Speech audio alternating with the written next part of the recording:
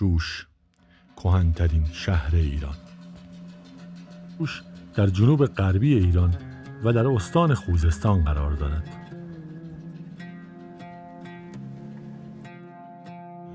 جمعیت شوش حدود 80,000 نفر و مساحت آن 3570 کیلومتر مربع است.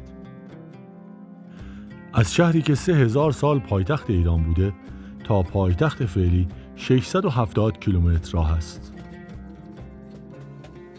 این پایتخت ایلامیان و هخامنشیان به دلیل نزدیکی به تمدن بین النهرین از نخستین سکونتگاه‌های بشر و مملو از آثار باستانی است.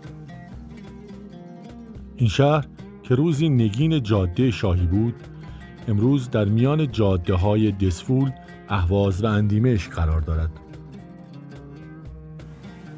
غالب مردمان این شهر را عرب‌ها، لرها و دسفولی‌ها تشکیل می‌دهند و گویش‌های شوشی، فارسی و عربی در آنجا رونق دارد.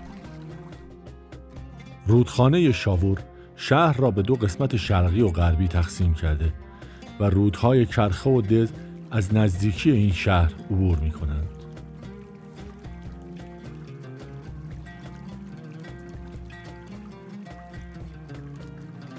هر جا آب هست، آبادی هم هست. این رودها علاوه بر رونق گردشگری و سرگرمی برای مردمان شهر، موجب رونق کشاورزی و دامداری در این شهر گردیدند.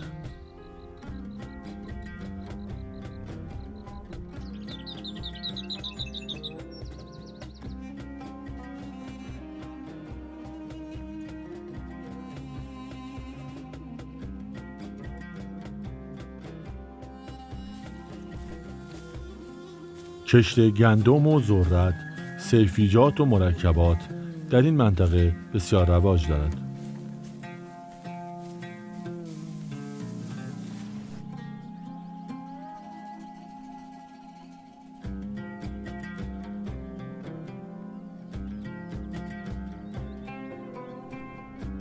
زیگورات چغازنبیل نیایشگاهی به جا مانده از تمدن ایلامیان مربوط به 1250 سال پیش از میلاد مسیح، اولین اثر ایرانی که در میراث جهانی یونسکو ثبت شد.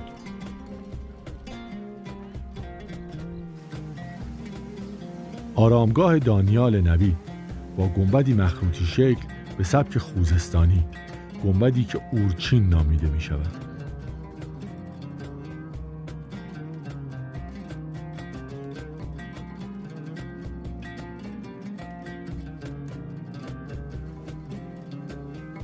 از دیگر آثار این شهر قلعه شوش، کاخ آپادانا، کاخ اردشیر و تپه‌های 7 تپه را میتوان نام برد.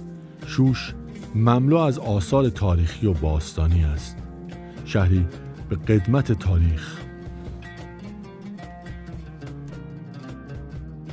و اما به دلیل گرمی منطقه جنوب کشور ایران، بهترین فصل برای بازدید از شهر شوش پاییز، زمستان و اوایل بهار است. حتما دیدن اولین و کهن‌ترین شهر ایران، اولین پایتخت ایران و گهواره تمدن ایران برای هر عاشق ایرانی خالی از لطف نخواهد.